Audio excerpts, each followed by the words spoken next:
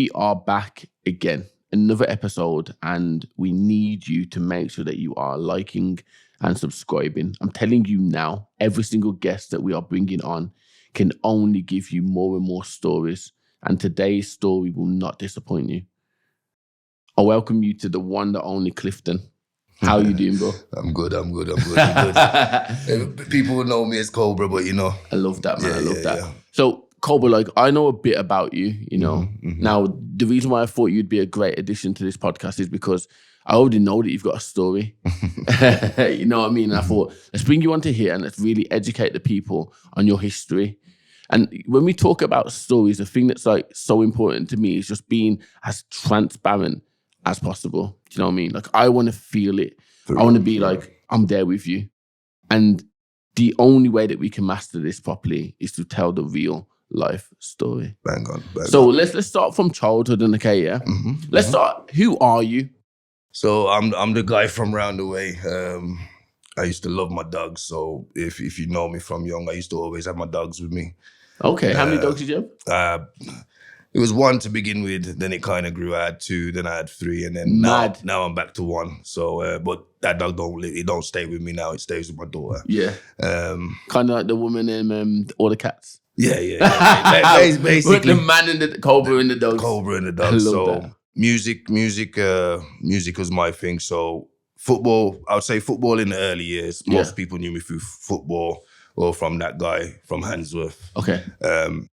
So when you speak about football, is that something that, because literally I've got nephews and all they care about is football. Yeah. I'm literally like to them, what do you want to be when you're older? You remember that Coca-Cola advert? Eat it, sleep it, drink cola. That was me. Mad. So kicking ball in my mum's yard at the age of 6. Using the window frame as the goals and mashing up the glass. Yeah, big leather ball, and it's just mum's cussing, boom, boom, boom, beating on the door, beating on the floor, whatever. When it's raining outside, I'll still be out there. So football was the thing for me. Obviously, it's mad. If you ask anybody that knew of me playing ball back then, they would have told you, yo, he would have made it. But you know, circumstances. Well, what happened?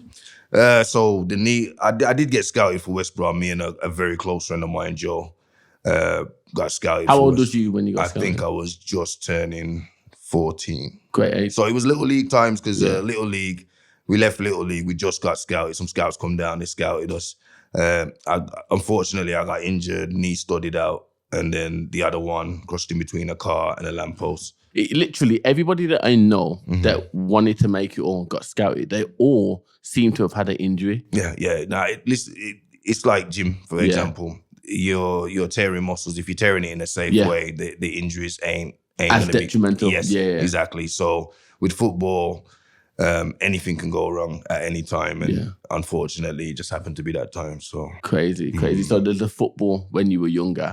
Tell us more about you, Cobra. How did you get the name Cobra? So that name's been with me from, I'd say, at least ending of primary school, and then that's it, stuck. So if somebody calls me by my government name, like even when you said it just, I was looking at it like, who? Who?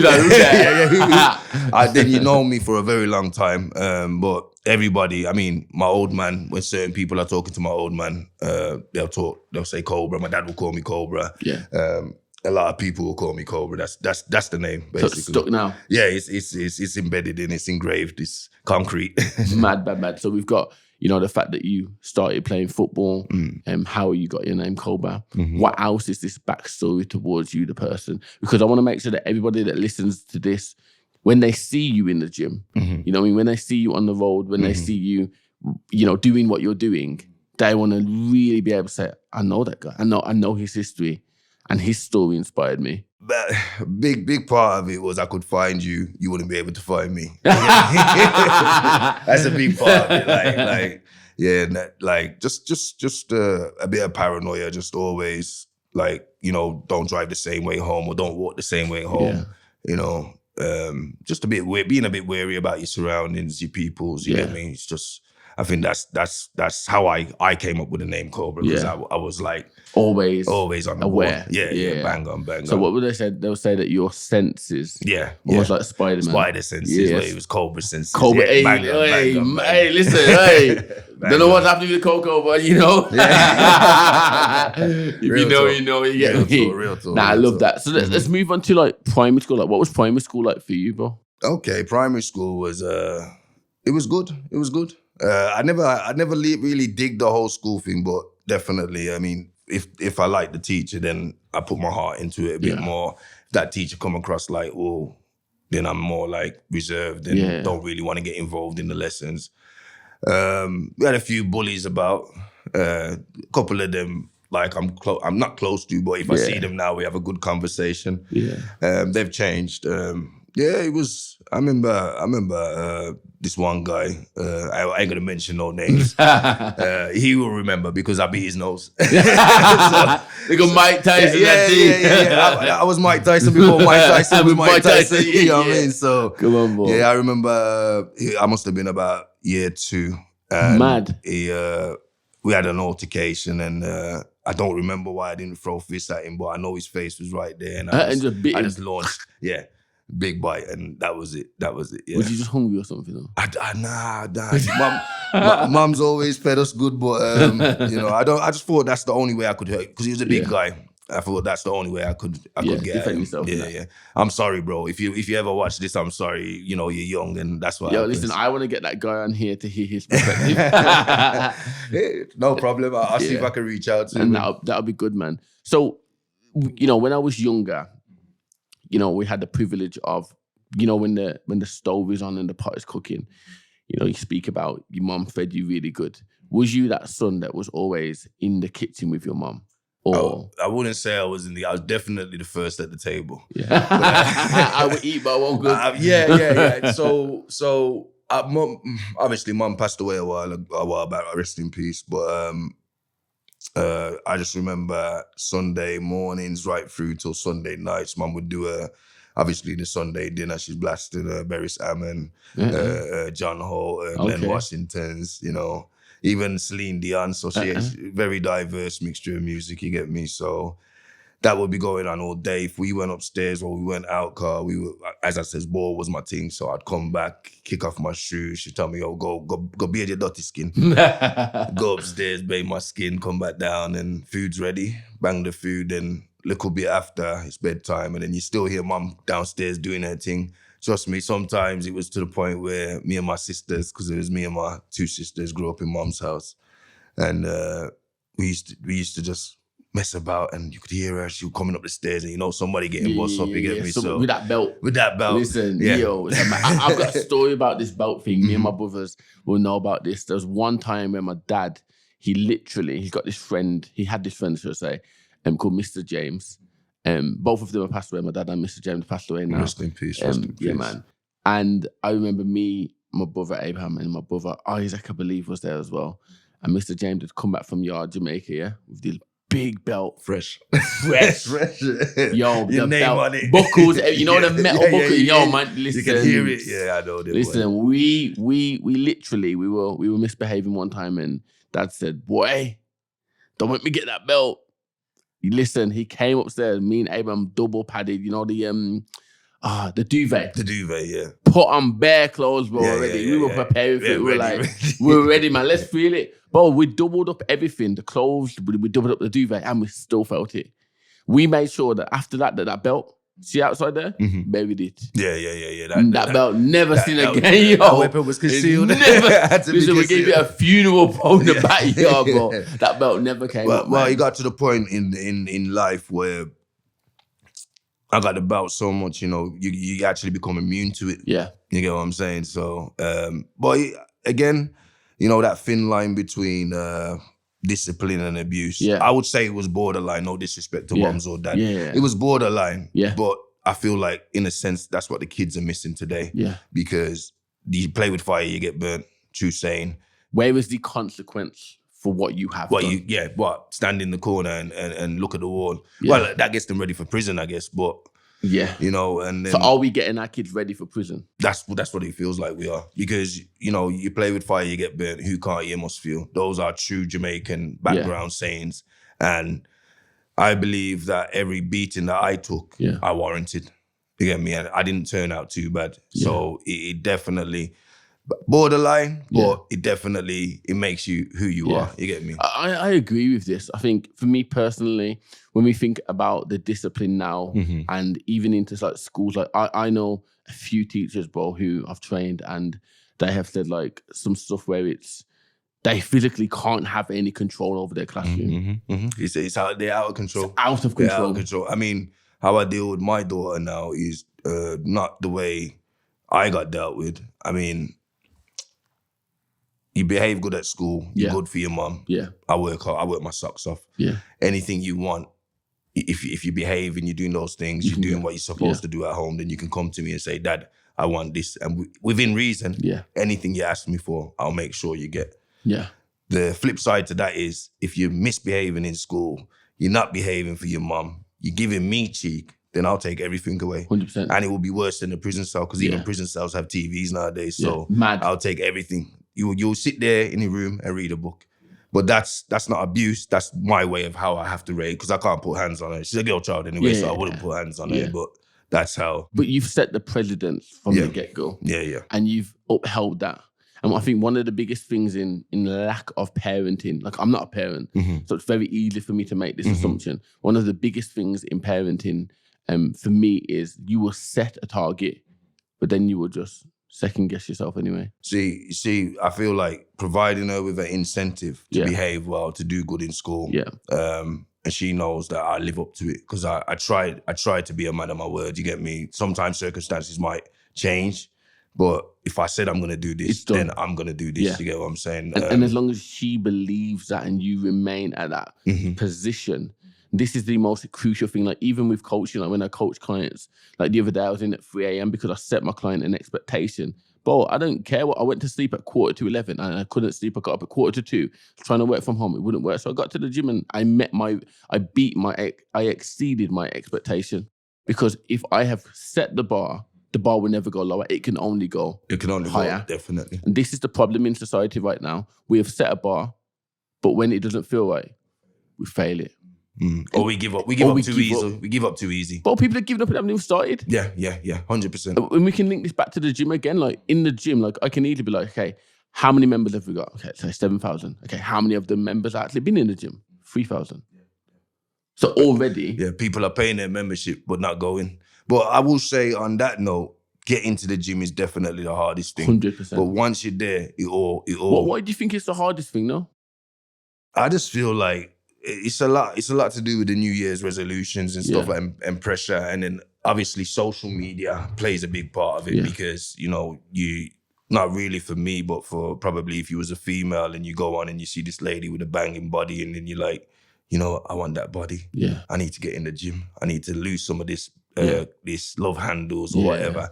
Some people do live up to it and it is hard. I've trained, I'm not a personal trainer, but I've had a lot of people come and train with me in my short career in bodybuilding. And so many have come and done well, carried on. So many have got to a certain point where you expect them not to fail. And then they just reverse and do a U-turn, which to me, it's not a hobby, it's a lifestyle. Yeah, that's the thing. What you've hit there is it has to become a lifestyle.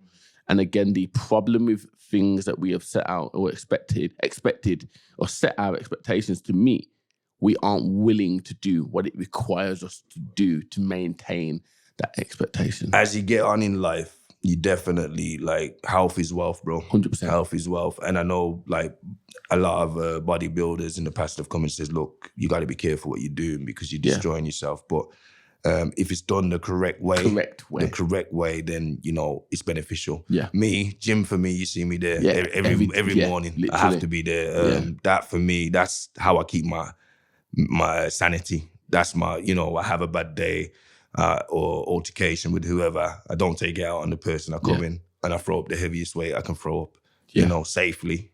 And you channel it. Yeah, definitely. It's super necessary for that to be there. Has to be. Yeah, and this is why, like, do you remember lockdown? Yeah. How was your mindset, or how was your mental health when lockdown was there? If you saw me in lockdown, I was bigger than Big Mama. The belly grew because obviously the facilities weren't there for me. I had a few links where I could go and do, I'm not going to mention no names, one and two where things. I could go and do ones and two things. One of my next boys, he had a little gym. He brought some beer equipment and set it up in his yard, and we go there and do a thing. So I was grateful for that. It was torture, bro. Yeah. Because, just having work was dead. Just sitting there, it messed with a lot of people, not just myself, a lot of people I know. It brought on a lot of mental health issues. It wasn't nice. How did it affect you and your mental health? Yeah, the whole lockdown thing, definitely. I can understand how it would affect people mentally. And then just to know that the government was doing what they was doing. Yeah. And people were losing loved ones and couldn't see their loved ones. I think it was it's the most challenging time for everybody. You got your rebel. I'm a rebel. Yeah. I very rarely do as they. I mean, if they're gonna if you're gonna lead by example, then lead. Then lead by example. Don't. It's not a do as I say, not do as I do. Yeah, you know what I'm saying? If you're gonna lead by example, you gotta lead by example. So if I saw that they were pulling their weight in exactly what they were saying, then I probably would have followed suit in many things. We were at silent discos. we kept it cool. We didn't want to break the boundary too much, but we had to do what we had to do. Nah, I hear that, man. I hear that. Yeah, lockdown was a very difficult time for a lot of people, man. But the main thing is, even the other day, like, I literally was thinking to myself, I was like, we actually lived through that. Like, and there's a lot of people who didn't make it out of it. So if we have this opportunity that we still have breath in our bodies and we're no longer being trapped in our houses, environment, yeah. Why are we not going all in? Well, this is it, man. I mean, and it's every day somebody drops out. Every day a loved one's lost. So it's you got it. My elders always show me, if you can't learn from your peers, then you're gonna end up making that same mistake. So deep. You get what I'm saying? You gotta look at what's happening and be able to. It's like for me in politics, as a kid, as a youngster growing up in Handsworth, politics was never on my mind. Yeah. As a grown man, I look at things differently, especially because I got my daughter. So it's good to have knowledge and to be prepared than to not have the knowledge of something and get caught lacking. Yeah, yeah. You get what I'm saying? Is that, what did you call it again? Cobra senses? Oh yeah, Cobra senses, yeah. It's still there. It's just maturity because, I mean, I can talk to a lot of my age that I grew up with and they'll be like, yo, we don't do the politics. But bro, this is what's happening around us, especially if you got kids. Real life. It's not really it's nothing to do with me. It's not their anymore. Future. You get what I'm saying? So if I can at least mentally prepare her for that or show her, yo, this is what's happening or this is what's going on, at least she will be prepared. For what's to come. I'm good. You get me? Whatever happens. You get me? I'm good with that. But I do want to be around to see my daughter grow big. What's it like being a dad and having a little girl? Because, bro, if I was a dad and I had a little girl, I don't know what I'd do, bro. See, this is going to sound like every dad wants a son first. Yeah. Every dad does. I don't care. I will tell you that. But having her, definitely, I couldn't see myself having a little man first because she was born. My sister was supposed to watch her because there's so many weirdos out there and whatnot. You can't really put your trust in people nowadays. You never hear of an outsider coming in and putting hands or doing whatever to a child. It's always somebody very close to home or in those facilities, nursery, whatever. So I vowed that, like, for the first 3, until my daughter could say, daddy he done, daddy she done, she couldn't leave my side. So her mum was in a better paid job. I just secured a delivery job. I won't mention the name for who, but just had the papers, signed all the papers. My sister was dragging her feet. It was a Sunday like today. Next day, my daughter's mum was going back to work. I had to make that split decision. What do I do? Do I put her in nursery or do I just take that time off and raise my daughter the way I want to raise her? So I done that degrading thing and became a stay-at-home dad. Now, I've experienced it. It was crazy because you don't understand how much stuff. So I'm a man that 5 o'clock, 6 o'clock, I'll get up anytime. I can get up. I'm gone through the door once I've how am I fresh, ready, and good to go. With a child in place, you got to deal with her before you can even deal with yourself. So there's the feeding, breakfast, give her her food. Then there's the bathing, bathe her up, get her ready put her creamer up, put her clothes on. Then the hair. Now, I never thought I'd ever be sitting down doing a little girl. I'm a very masculine man. So me and her singing songs and daddy's putting her hair in one or two. It changed my whole outlook on stay-at-home parents. It's more than a full-time job. It's very hard. My daughter and my bond is I don't think anybody can break that, because I've had that time with her. Obviously, as I said, I'm a masculine guy, so I'm pretty rough. Being a parent doesn't come with a manual, so hands on. I try to be as gentle as possible, but she's a rough child. she can handle herself, and you know, I lift my hat off to any parent that stays at home and looks after. If you say to me, would you do it again? Hell no. But you know, that's just, I'm glad I experienced it, because now I've got that knowledge and I can say, you know what, if one of my boys was to get at his missus or whatever when she's at home doing the job, I would say, bro, lay off her a bit, because, yo, it's not easy. You think it's easy? It's not easy. So, yeah. That's big, man. That's big. When it comes to, like, as I said, being a parent and having a little girl, what do you think was your biggest worry? I'm still yet to face that. in the sense of, you know, when the boys, the teenage boys start coming in, I feel like my biggest, just making, you know what, from the day my daughter's mom told me she was pregnant, you know, I just wanted my child to be healthy. I didn't care. You know, I said I cared whether I had a boy. I didn't really care. It was just I wanted my child to be healthy. I never saw myself having any children, because why? Just the lifestyle I live. I'm a DJ. Yeah. I was out there. It was never on the cards for me, but it happened. One of God's greatest gifts to me. And she's the apple of my eye, bro. So just wanted her to be healthy, and just, you know, just she makes me proud anyway. Well, you can see. Yeah, the way that you light up the minute that we speak on your daughter is incredible, bro. Definitely. Absolutely incredible. She's 9 going on 19, bro. Put it that way. Yeah. That's the way she is. It's incredible. Like, to hear, you know, be present in every moment. Like, I haven't heard any man say that, what you've said today, which was, you know, you left your job that you were about to start for her mum to go and do what she needs to do so you can protect her.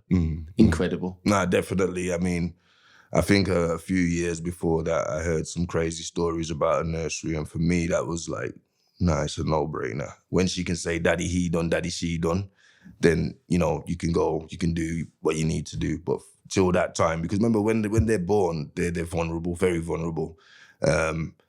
It's your most prized possession, and you wouldn't let anybody bring any harm or anything to that possession, you know what I mean? And for me, it was a no-brainer.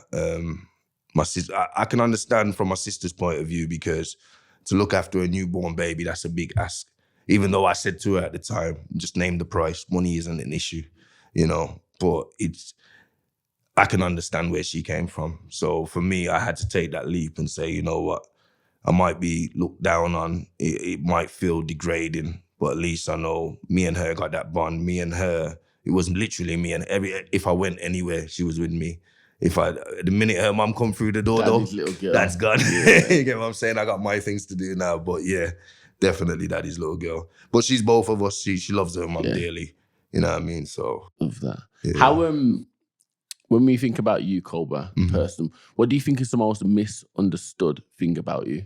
What do people misunderstand about you the most? All right. As you can hear, the voice is very deep, and so when I'm very passionate about something, my decimals race. Yeah. Now people get intimidated when I race, but it's not a thing to say I'm trying to scare you or I'm gonna come for you. It's more like, yo, this is something I'm very passionate about. Yeah. So don't be alarmed when it goes from here to here, because that's something that passion. It's the passion. Yeah. And how does that make you feel when people turn to you and say that, or people react different? I wear my heart on my sleeve, so I'm always gonna, if I'm passionate about something, I'm always gonna get the decimals are gonna raise a bit more. That's just been me since a kid. It doesn't mean we're getting grown now, so we can't be doing them young boy things no more. You get me? So it's more like I just want to get my point across. Yeah. You know, your decimals will go up, but your decimals go up in a different way where it might be you're getting aggravated now, but mine's is for the passion. Yeah, you know what I'm saying? It's the passion of it. So you know, when you speak about you wear your heart on the sleeve, have you always been like that? Always. For anybody that's come across me or been around me, they'll tell you straight, like, yeah, he's a good you, or he's a good guy. Yeah. I wear my heart on my sleeve. I got no ulterior motives. You know what I mean? So, yeah. Have you ever so everyone that I know who wears their heart on their sleeve, including myself at times, have always almost like, what's the best way for me to put this? So everyone that I know who have worn their heart on their sleeve have always, at some point in their life, got extremely low because they're just being used.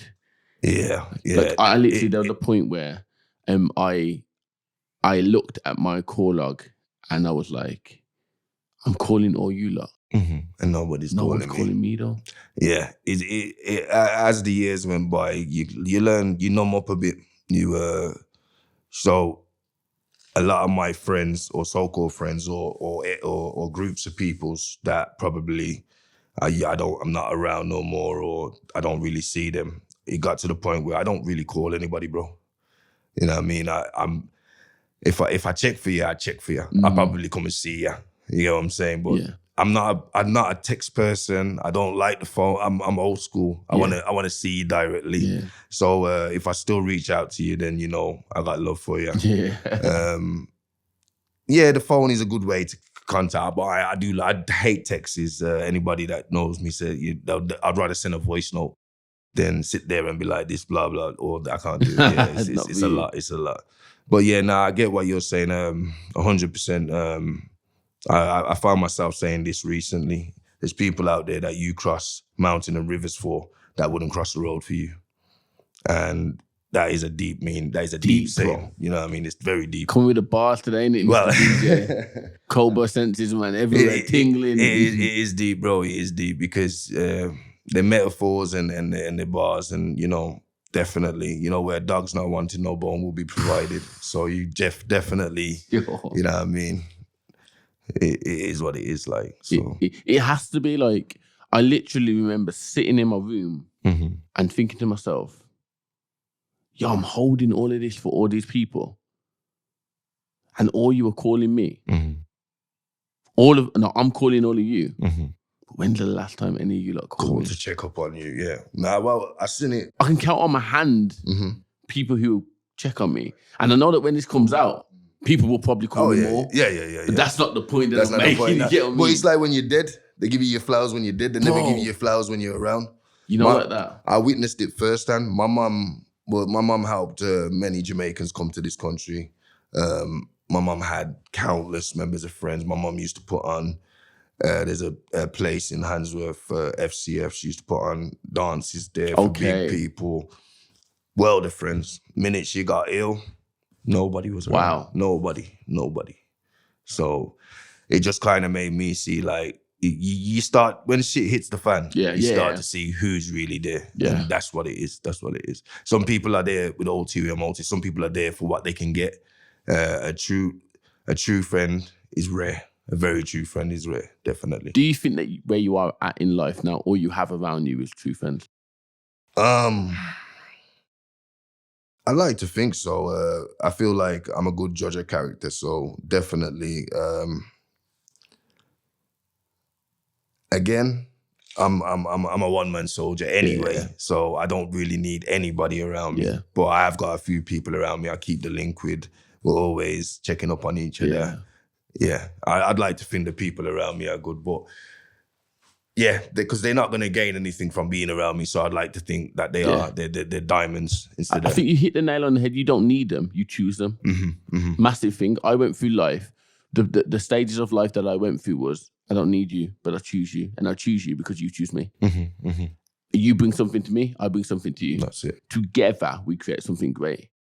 But if we communicate only on a one-biased, you're only communicating with me because what I can do for you. Mm-hmm, like, bro, I've had so many calls where they're like, where I know that they're calling me and I'm like, you're just going to ask me for something without even asking me how I am. The phone will blow off all the time. If I answer or Yeah, not, if that's I a answer different or thing. not. I hear a lot of people, not Yeah. out of disrespect, but my head ain't in the right space at times. Sometimes I'm doing something for my daughter, or sometimes I'm just in the yard. 'Cause I'm a big kid. Yeah. I love the PlayStation 5. Easy. Me and the man them link up on that. We're on callers, we're on FIFA. In my spare, I don't have a lot of spare time, but if I get a little half an hour here, then that's what I like to do. Yeah. But my phone, I'll just see it ringing and I'll be like, yeah, I'll chat to you in a bit. But 9 times out of 10, I forget to call that person. Yeah. And I don't want people to think that I'm disrespecting them or I'm just airing the Not call. like that. No, Yeah. it's not like that. Yeah. I just ain't in the headspace to right really. now to deal with it. Yeah, And that's fine. Definitely.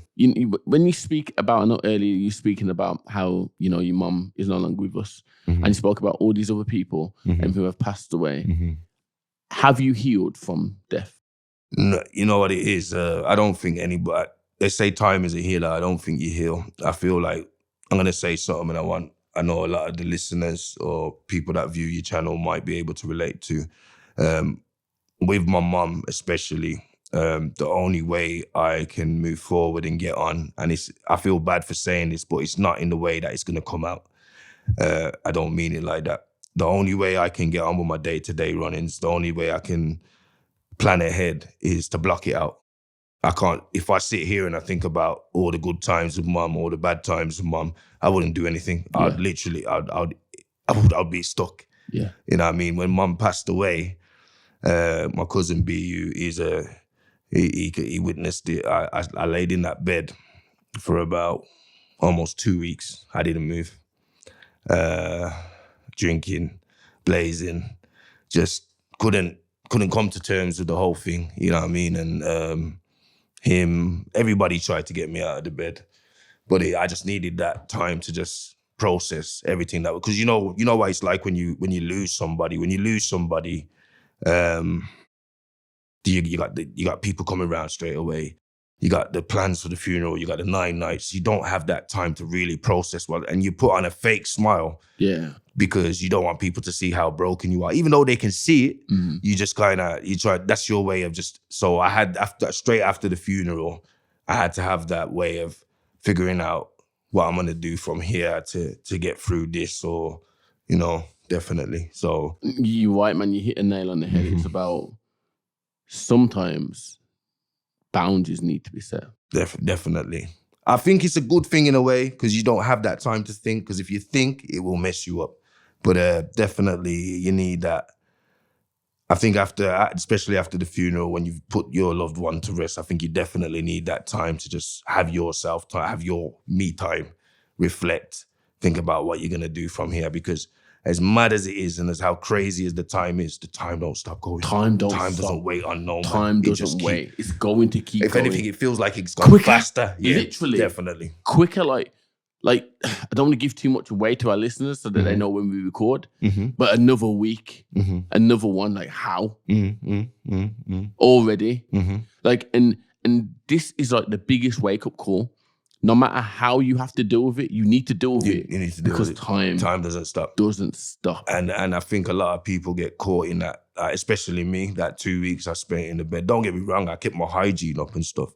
But it was a thing where I just wanted to get drunk. I just wanted to drown my sorrows. Didn't want to get out of the bed. Didn't want to see anybody. So half the time people was coming there to see me. I just tell my sister, yo, tell them I'm not here. Tell them I'm not here. Don't want to deal with it. I can't deal with it. Needed that time to reflect. Definitely. I mean, again, I feel like we had an anniversary, the 1st of December. We have a birthday, 29th of August. Oh, wow. You know what I mean? It's everything in one. Then on top of that, all the other loved ones, they're all, you know what I mean? It's crazy. It's crazy. Do you think that you're numb to it now? I'm definitely numb to it. But, if that person, like, I lost a good friend, knew him since we was young playing ball at Little League. He had an epileptic fit, passed away. Definitely brought tears to my eyes. Next brethren passed away. Definitely hurt me, but no tears were shed. But just because I didn't shed a tear, that don't mean it didn't affect me. Yeah. The latest one, I had a good friend of mine, a Muslim guy, known him since he was like 14, 15. How close we was to this guy, he had a key to my aunt's house. Wow. You know, he would go in, make sure she's good. Even if it was just for him to go in and just put his head down, just escape his own family or escape the area, just go in, you got the key, put his head down on my cousin's bed. December time, my cousin, he was coming up the stairs. He had a condition called Palestina. So what that is, it causes internal bleeding. He was born with this condition, 38 years old. For some reason, I was laughing because I always thought he was younger because he looks young. But I've known him this whole time. Never ever thought this guy's my age or this guy's older or, you know what I mean? So the December, my cousin had a go at him. Told him to go to hospital, get yourself checked out because you don't sound good. He's smoking. You can hear all the smoke on his chest. He's coming up the stairs. He's out of breath. When in December, they basically turned around and said, look, there's nothing we can do. We give you 12 months.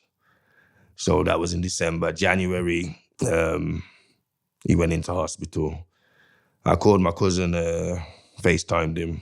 He says, yo, I've just left the hospital because I don't think he's going to survive another month. So I'm like, what are you saying to me? You reckon it's going to be that quick? He says, yeah. I says, all right, then listen, I'm going to grab your sister and me and her will go spend a couple of hours with him in the morning. So I start work at 4 a.m. and sadly, he passed away at 4 a.m. Wow. But my next move, literally, I done a bit of work. I picked up my daughter to take her to school. And from there, I was going to go get my cousin and me and her was going to go chill with him at the hospital because I know he would have made his day. But on the way to school, cousin called, FaceTime me. He couldn't even speak. He FaceTimed me, seen his face straight away. Automatically, tears just started running. Daughter's like, Dad, what's wrong? I said, no, babe. Let's go to school. Took her to school, phoned him back. I says, when? So he gave me all the info. But this guy, heart on his sleeve, great guy. One of the best I've ever come across, to be fair. So that touched me tremendously just to know that, you know, he was given that time length. And he didn't even last. He'd last just over a month. What is life? This is it, man. This is why I stress to people, like, you need to leave a good impression on people because, you know, all this young acting and creating vibes and animosity and tension and drama with people. You got one life. Live it good, bro. Live it good. You want people to not give you your flowers when you're gone, but you want people to say, you know what, that you never troubled nobody, that you was a good youth. Like we all make mistakes. Like, oh yeah, 100%. I literally the other day I was thinking to myself, I was like, there's so many people that in life I've come across and I have maybe not been 100 with them and I've acted inappropriate or acted wrongly around them. Not because I'm a bad person, maybe because I wasn't confident enough to make a decision. But when we look back at life, we have to know that you have to grow through it. You know what I mean? And life is so limited that at any minute, anything can happen. And in this world that we live in right now where, you know, there's war over here, there's stabbings over here, gangbanging over here, there's this, that, the list would go on. If you become too obsessed with it, you will go crazy. Yeah. A lot of people I know have lost their head because of, you know, they start reading into things deeply. And then, you know, what they're expecting to find out is totally the reverse of what they wanted to find out. And it just blows something in their head like that. So, you know, you just got to be cautious with everything. Again, nobody's perfect. Nobody's perfect. The only thing you can do is try and be a better version of you every day. So that relates back to the gym. Every week I set a target for myself. I done this week. So this week, even if it's 2.5 kg extra or whatever, I'm going to push to that target. And that's how you got to look at life. Nobody's perfect. But if you can every day deliver a better version of you, then you're on your way to where you need to be. Greatness. Yeah. When we look at something that's complete, it's finished. And the only time that life is finished is when we're done. So as long as we remember these ethoses and we continually move forward, we can only get better. That's it. And you have to remember one thing, and this is how I cope with it, because life is temporary. Yeah. So, once you're born, you're assured death. You might not be today, you might not be tomorrow, But you might you not be are 20. assured. You're assured. You might not have money, you might not have a But car. one thing that is you promised. will die. You will die. Yeah. So that's how you have to look on life. And again, it just boosts me in the right way to say, you know what? I end up in altercations out there all day, every day. Sometimes, road rage is the major one. I tend to, if my daughter ain't in the car or anybody of value, I tend to just smile and say, you know what? Even I make mistakes. I might pull out on the car accidentally. I apologize, my bad. You know what grinds me the wrong way though? Yeah. Somebody does something wrong and they act like they're in the right. Yeah. Then I'm like, bro, mad. I get out of the car. I'm like, bro, are you serious? are you serious? Yo, Cobra senses again. Make it make sense. And like you've wrong, just hold your hand up and say, my bad. Yeah. Because I will do it. I'll mess up. I'll mess up and I'll be like, all right, I'm sorry. You get me? Somebody makes a silly mistake, I smile with them. Carry on, don't worry. Yeah. You get me? It's when you make the major one and then you're the one that's huffing them. I'm like, bro, are you serious? Tells a lot about someone that does, doesn't it? Yeah, definitely. How they deal with. And that's something that if you do wrong and you can hold your hand up and say, you know what, my bad, I'm really sorry. That's what makes the man there. A man is knowing when you've made a mistake and you can admit to being wrong and you try your best not to repeat that step over and over again. Yeah. And that's the thing, like, as a man, like I can only really reflect on me and some people that I know, but like I've made mistakes so often and repeated it time and time again. And I'm now in this stage where I'm like, yeah, I'm not making it again. But I'm competent in it because I've worked on myself. What work have you done on yourself? Okay. I was a hothead. I was. So that point, just relating back to what we was just speaking about, where I smile at the person who's done wrong and just wave them on. Minor mistake, it happens. I would probably lose it. And so 10 years ago, what would have happened?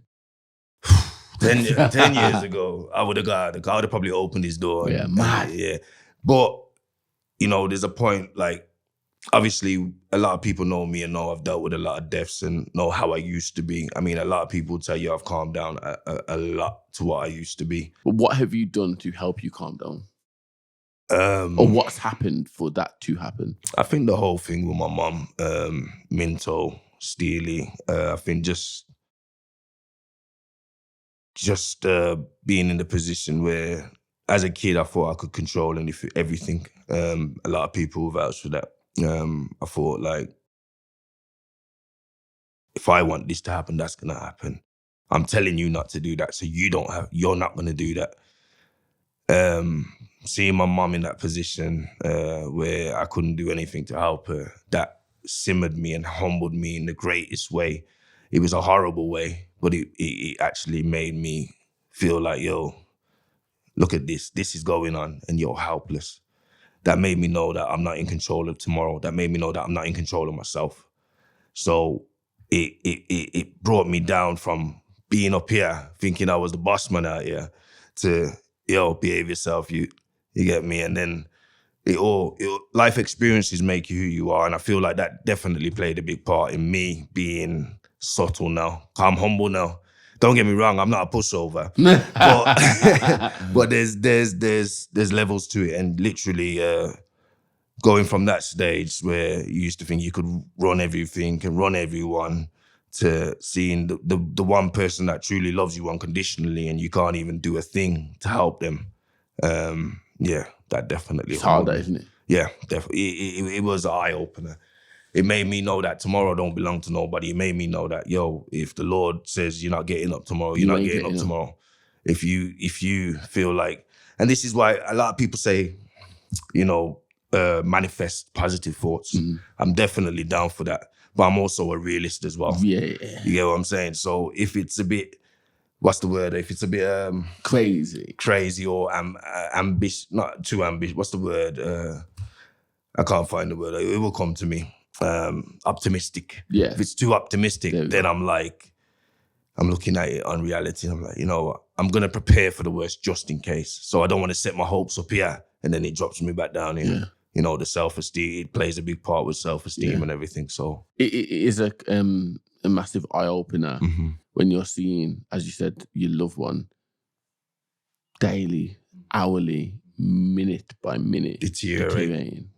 And that's something that never leaves, Like I remember, like my dad, for example, when he literally was deteriorating at such a rapid pace that there'll be times where we would be out, or I would be out, or one of us would be out, and we would call each other, and we'd be like, "Yo, you need to get back. Like, it's not good." We'd come back and then get a little bit better. Tell you the funny thing about the day my mum passed. It was about 3:00 in the morning, and we got the call saying she's not gonna make it till the morning. She's not gonna make it. My old man come, grabbed my sisters, my cousins. He drove a 7-seater, so there was no space for me. Now I got a car outside. I got no tax on it, no insurance, no MOT. Hot car. But I'm saying to myself, yo, I gotta have to make that trip, and I'm not gonna pay for taxi. I'm not gonna jump on the bus. I don't. If you knew me, I'd rather walk than do public transport. So picked up a good friend of mine. About 8:30 in the morning, we made our way over to QE in the traffic. I thought if I got a female in the car with me, they're less likely to look at me than you get me. So we headed there. As I got there, my sisters, my cousins, my nan, my dad, everybody says they're gonna go back, sort themselves out, get changed. I think it was my nan, my aunt, and somebody else that stayed with me. So I spent 15 minutes with her. She had pneumonia at the time, so she couldn't really talk. And I just remember reading her, mimicking. I read her lip read that she says, "I love you," and I said, "I love you too." But she actually waited for me to get there. So from 3:30 when we got that phone call, all the way until 9:00, she's still alive. Got there, spent that 15 minutes with her. As the lady coming and says, "We're gonna get her ready for the morning." I lip read, "I love you." Grabbed her, I said, "I love you too, ma." Gone downstairs, my nan brought me a sandwich. I was just playing with the label that we're in the mood for eating. She came rushing down 5 minutes later. I knew from when I left the room. And after that was it. But definitely, just the fact that she waited for me was touching. You know what I mean? So, what would you tell if we had to take you back to the 16-year-old version of yourself with all this life experience that you now have? What would you tell that 16-year-old version? Definitely, I would. I live with no regret, but definitely I would have took school more serious. I would have definitely changed my path a lot sooner than I did. I definitely would have been a bit more family. I've always been family orientated, but I would have, loved to, my loved ones that are gone, I'd love to spend a lot more time with them the right way. Not just when I get back from off the road or, I would have used that time a lot more wiser. But I definitely live with no regret. It's a massive thing, isn't it, to live with no regret? Yeah, definitely. And that's such a powerful thing to be able to say that at your age, you don't regret anything. No, I don't regret. Definitely don't regret. Everything happens for a reason, and it shapes us and molds us to the person that we have become or we have became. You know what I mean? Important, extremely important. So for our listeners now, if they want to see you, what are your platforms like? What's your Instagram handle? Most people know me through the music. I did retire, but I'm back. www.c4vibes.com. Instagram C4vibes_. C4_vibes. There's many places. I used to make music, as a lot of people know. We're still out here. We're still here. Love that. Man said he's back. Going nowhere. Boss man, thank you again for our talk. My brother, thank you very much. I appreciate it. You've given me a massive insight on this platform, just showing all the men out there how important it is to not only be present in their child's life, but also the power that you can have being a dad to a little girl. Honestly, I lift my hat off because the main reason why I'm living and breathing and doing what I'm doing is for her. You know, when you have children, whether it being a girl or a boy, that is mini you. So my mini me, I got to make sure that she's ready for the future. She's set up. I don't want her to go through what I've gone through because I've gone through it, so she don't have to go through it. Or if I was to have kids in the future, they won't have to go through what I've gone through. So that's the main piece. Like literally, you strive and struggle because you want better for them.